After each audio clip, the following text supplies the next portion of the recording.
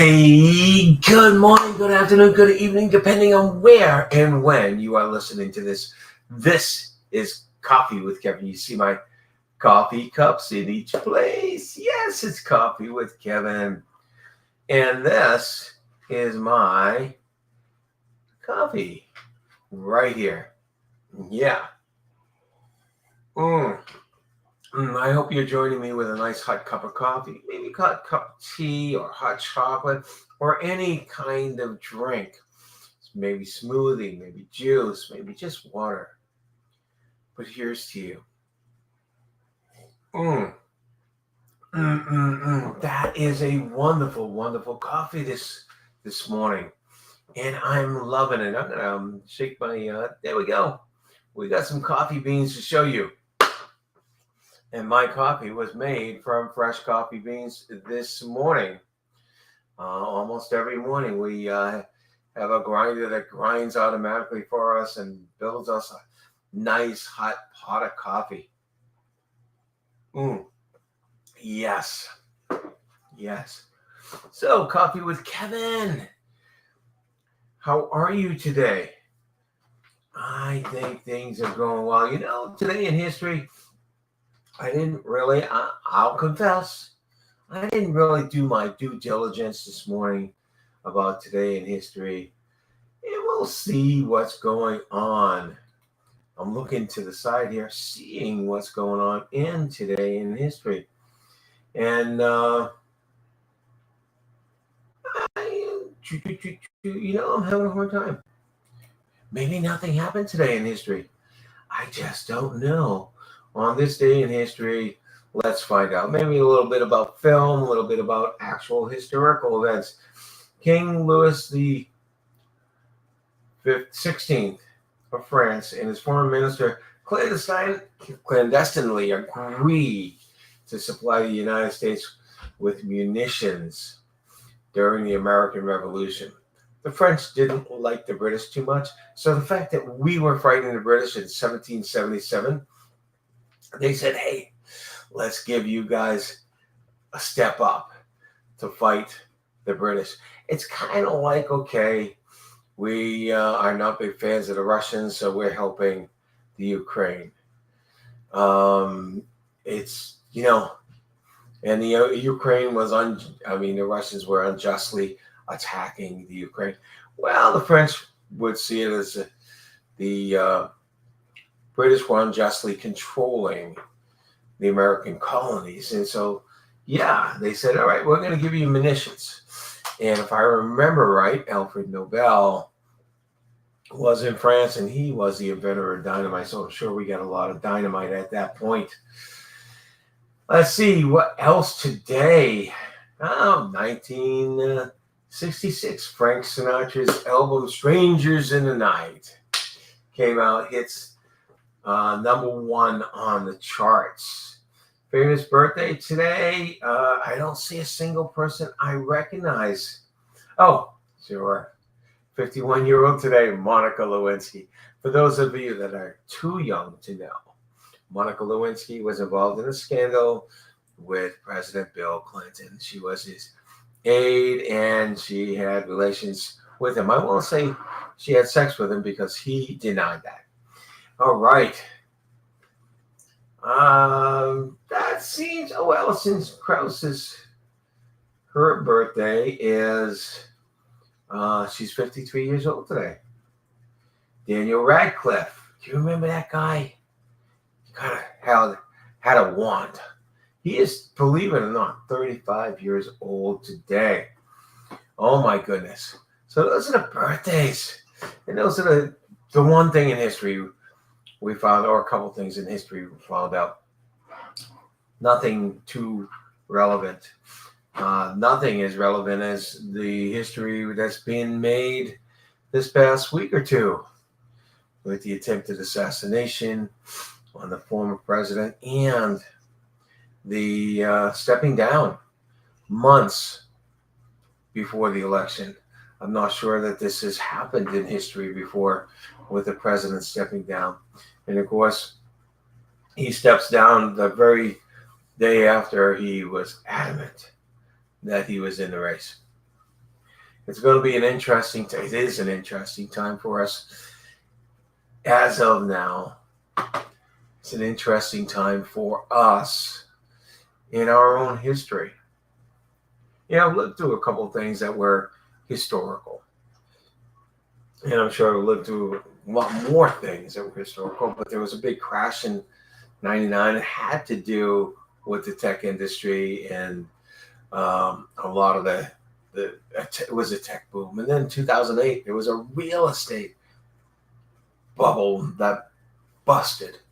And, and the whole country, the whole world actually got impacted by that.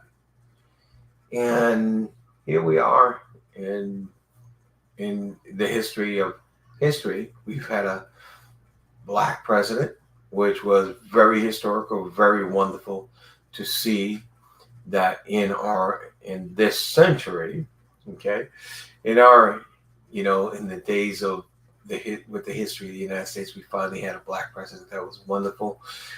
We have a chance to have not only a black president, but a black female president as well. So history is being made as we speak. We have all sorts of, when I was a kid, first man on the moon. Like, how can I forget that? First man on the moon, lunar landings. There was several of them. Everybody my age wanted to be an astronaut, and it would have been cool. It would have been cool. So yeah, and then these days we're actually looking. We've had civilians that can go up into space, that can go up into the atmosphere. We have all sorts of rockets being launched almost every day now.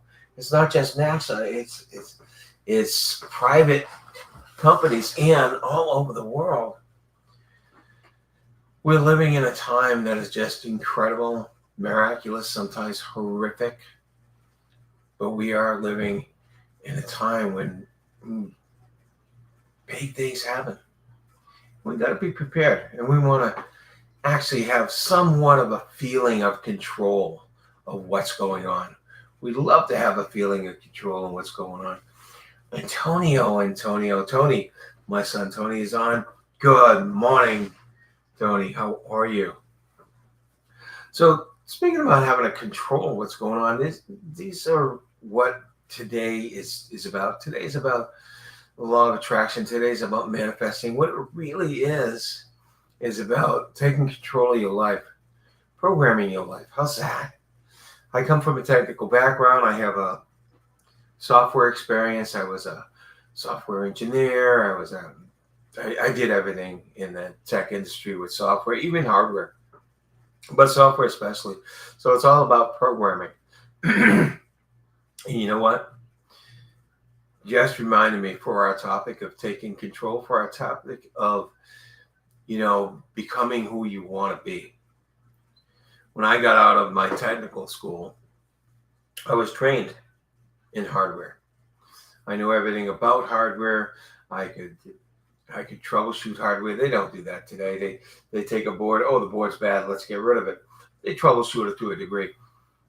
We, in my day, the people I work with and myself, we were troubleshooting down to the chip to find out what's wrong with the chip. We didn't repair the chips, of course. That's what we throw away. Today's boards get thrown away. We'd figure out what's wrong with it, what is going on. And we use all these tools, an oscilloscope and everything else. It was really rather cool. It was a lot of fun. But programming was the thing that we had to do. And I did have a little bit of programming in the schooling. And when I say programming, I am talking about assembly language, which, for those of you who don't know, that is the programming of the chips themselves. The programming of the chips themselves, none of the software. It's nothing like that programming today. But it actually was control. And so how about programming ourselves? And that's what we're talking about today is taking control of our lives and programming our lives. And the reason I brought up my old occupation is because when I did get out of school, I was in hardware. And I dreamed of being a software engineer someday. I dreamed of actually programming. I wanted to program so bad. But my role in, for the first few years when I got out of my school, first few years was hardware. I was troubleshooting boards and working with all sorts of equipment. And the only programming I would do was with these switches to boot a machine to get it running. That's what we were doing. And I have this dream that, I want to be with these engineers. I want to actually control what's going on. I want to program things. I want to make things happen, not fix things. And I didn't want to design hardware either. I didn't want to fix hardware, design hardware. I wanted to program. I wanted to control over what they were doing. My first venture was a robot. The lab we were in, we had bought a robot. And it was a little moving robot, about 2 feet tall, roundish thing like R2-D2, and it had arms that could pick up things. And they left it to me to have full programming control over that, so I could get it to talk, I could get it to move, I could get it to pick up things. And it was wonderful. And I love that. And I eventually became a software programmer. And that was my job. And then I ran a QA department for software programming. And I did everything. And I trained people on programming certain types of software. And I did everything. So my dream that I wanted came true. I thought about it. I had intense thoughts about how much I wanted it, and it eventually came true. All right. See the positive possibilities. Redirect substantial energy of your frustration and turn it into positive. I like that, Tony. That's just really great stuff, and we can. And today I'm going to actually talk a little bit more focused on the law of attraction. My first quote,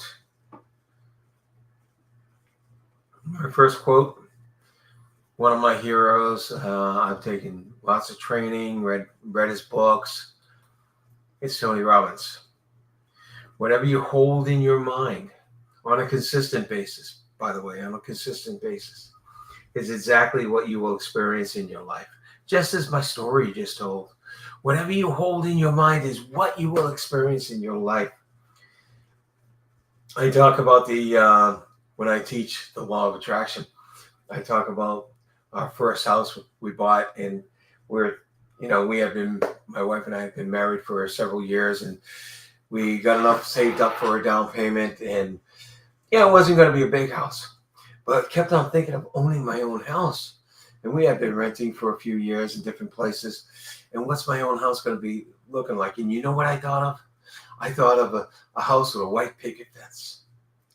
That's the American dream, right? A house with a white picket fence. And lo and behold, I got a house with a white picket fence.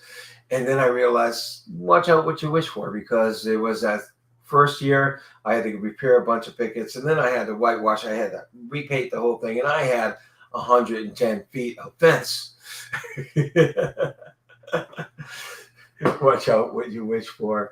Another thing with houses, a few years later, I was walking my dog in a different part of the city, a really not much nicer part of the city, had mansions and castles and everything. And I was in a certain place walking my dog, and I just stopped. I looked around. It was gorgeous. It was a tree-covered street. And I said, wow, I want to live here one of these days. I want to live here one of these days. And it took several years. I didn't really have that as a constant dream, but it really impacted me that day of where I was and that I wanted to live there. And it took a few years later, when we were ready to move and ready to get an upgrade to a nicer place, we were looking all over the place. And there were a lot of nice places in the city that I live. And we were just looking over and over for months. And we found several places that were within our budget, but they weren't right. And one day we were driving home, and we were going through a really nice neighborhood and saw an open house sign.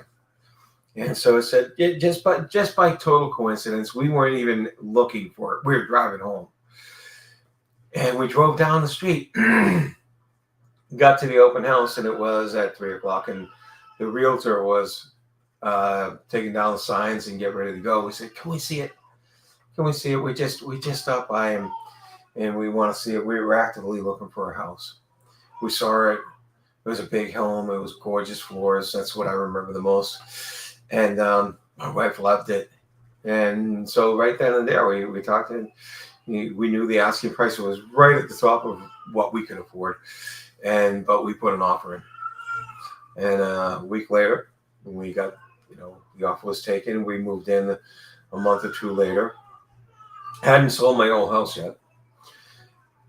But it was later on in the year I was walking up the street. I walked to the top of the street and I looked around. There's the main street up the top. I looked around and I said, "Oh my God, this is the exact place I was standing years ago when I said I want to live here someday." I hadn't even thought about that since then. So yeah, we can program ourselves. We can program our life. And sometimes it takes years, and that's okay. I read a quote earlier today. Plant a seed. No, you're only sitting in the shade because you planted the seed years ago. So start planting your seeds about what the bigger things you absolutely want in your life.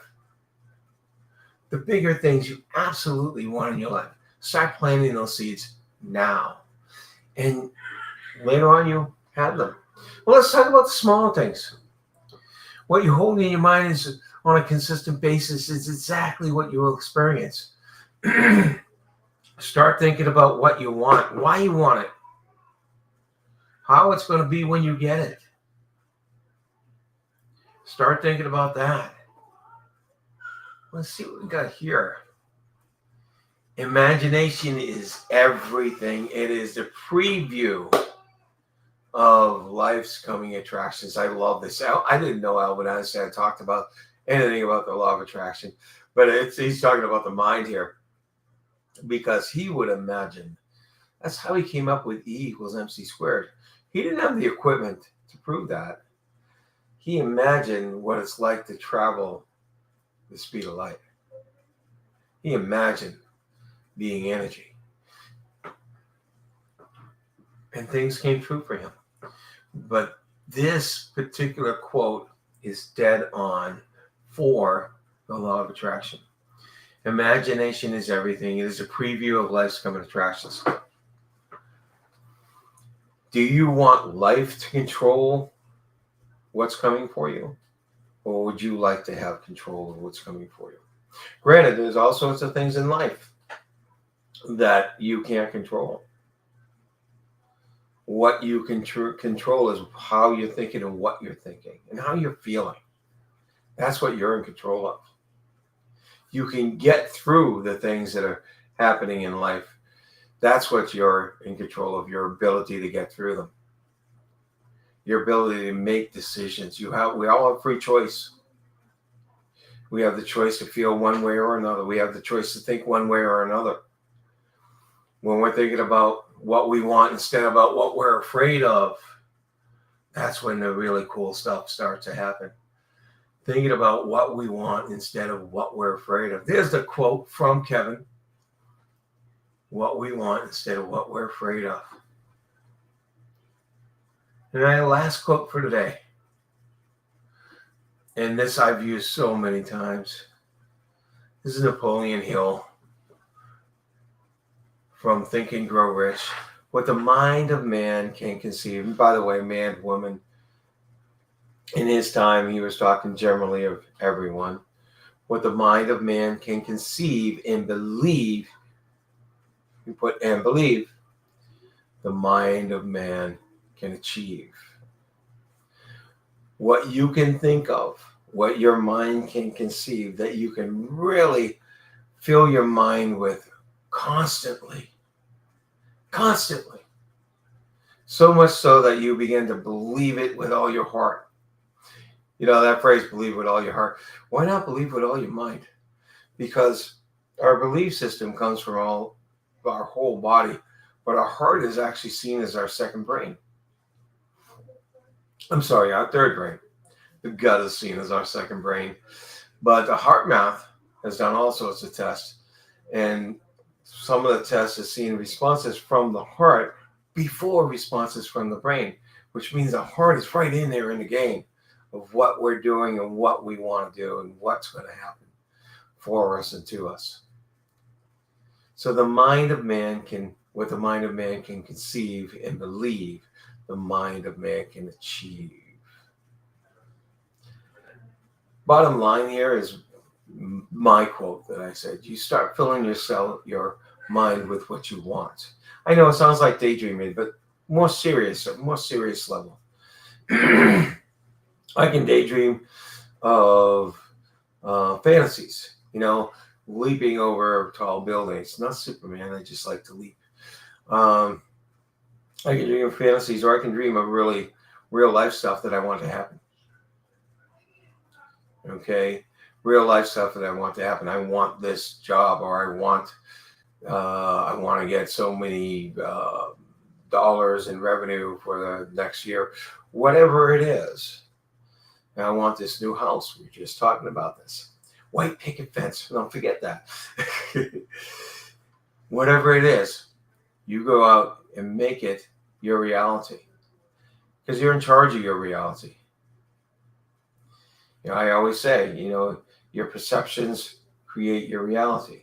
Start changing your perceptions to perceive life as something that you have a good control over, right? You don't have total control over life. You don't have control over. We had torrential rains. We had a storm yesterday full of thunder and lightning and rain was coming. It was pouring down for over an hour. It flooded the streets. It flooded the walkways. I had no control over that. I had control over how I felt about it. I actually perceived this as something good. Last year we were in a drought. This year we're getting plenty of water, and it's not too destructive. So I'm thankful for this. I look at it and say, this is wonderful. And the awe of a great electrical storm, as long as you're safe, seeing it, hearing it, and you look at it from an awe instead of from a frightened point of view. And all of a sudden you're saying, wow, I get to experience nature at its best. You can reframe anything, by the way. All right, I wasn't in danger. The lightning, it wasn't striking homes or anything else. And I got a lot around me, so there's nothing saying I wasn't out in the middle of the field by myself holding a golf club. No. I'm not talking about stupidity. I'm talking about you're looking at something and it's pretty wild. I'm looking at it in awe. And I'm saying, this is great.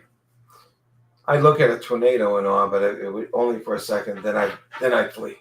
The fear, if the tornado was close by, the fear has to be there for, that's our fight or flight, right? You can't fight a tornado, so you gotta flee from it, or flee to a place that's good to hide. Anyway, you get what I'm talking about. You're not in control of a lot of things, but look at it from a way in which you can say, wow, this has been good. I learned something from this, or I'm going to learn something from this, or I got through this. If I got through because I went through a hurricane last year. It didn't hit I wasn't really on the coast where it hit really, really bad, but it was our first hurricane down in Florida, and we got through it, right? It sounds frightening, but there are hundreds of thousands, if not millions, of people down here to get through several of them every year. Look at things, find the positive in things, fill your mind with the positives of what you want instead of what you don't want, and you'll get there. Until next week, I'm going to continue on. We're going to learn more and more about manifesting, the law of attraction. I'm going to continue on. I will see you later. And you already know you can make it. It's in your control to make it a good day. It's in your control to make it a good week. Take care all. Bye.